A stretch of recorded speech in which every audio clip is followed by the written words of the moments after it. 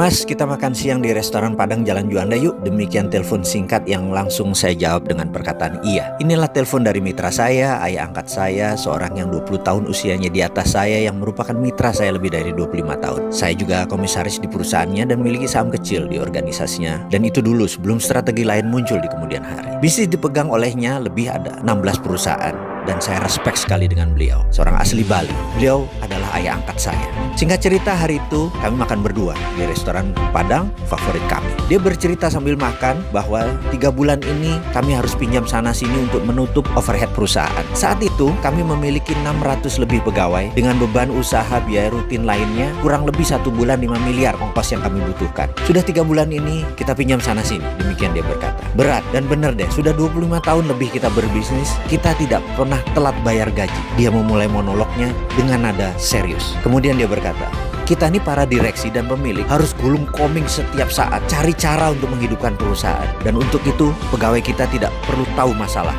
Namun kali ini berat sekali. Lalu dia menatap saya. Ada saran nggak, Mas? Demikian dia berkata kepada saya yang lagi mengunyah makanan. Saya pun menjawab demikian.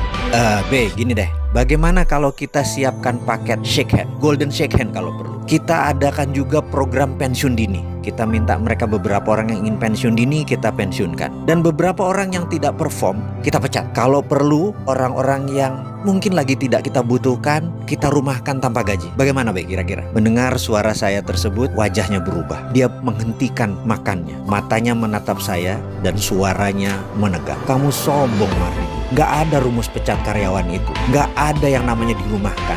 Nggak ada yang namanya golden shake hand sekalipun. Mereka semua bekerja sudah sangat keras. Mereka adalah orang pilihan. Itu nadanya dengan tegas dia berkata. Kamu harus cari cara lain. Lalu dia melanjutkan bicaranya setelah terhenti sesaat. Kamu jangan pernah berpikir bahwa apa yang selama ini kita dapat adalah karena kepintaran kamu atau kepintaran saya. Nggak ada itu. Semua itu terjadi, itu bukan karena kita. Ini merupakan jawaban dari doa 600 pegawai kita dan keluarganya. Mungkin kalau dikumpulkan ini adalah doa dari 1.500 orang. Jujur, kamu harus berpikir berbeda dengan apa yang kamu katakan barusan. Ini semua bukan karena kamu, bukan karena saya. Jangan mentang-mentang ekonomi lagi turun, kita lagi susah, pegawai kita pecat. Bukan begitu, nggak bisa begitu. Ini contoh aja ya, saya kasih tahu kamu. Coba kamu bayangkan, kamu berdoa dengan ikhlas, bekerja keras dan jujur. Lalu di catatan langit, kamu harus dapat rezeki 10 miliar bulan ini. Coba bayangkan itu ya. Maka malaikat yang ditugaskan menurunkan 10 miliar itu pasti perlu infrastruktur rezeki turun. Di mana itu? Yaitu bisnis kamu. Jadi dia turunkan lewat bisnis kamu, rezeki itu datang ke kamu. Begitu juga doa 1.500-an anggota keluarga karyawan kita.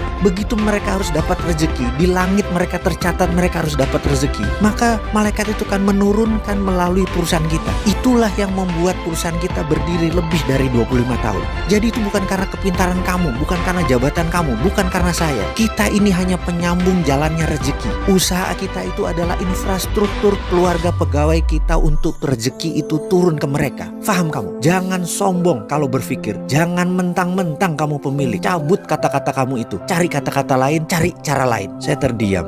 Sekali lagi, sudah puluhan kali saya terdiam mendengar monolognya. Saya merenungkan kata-katanya bahwa usaha itu hanya infrastruktur rezeki keluarga kita dan pegawai kita.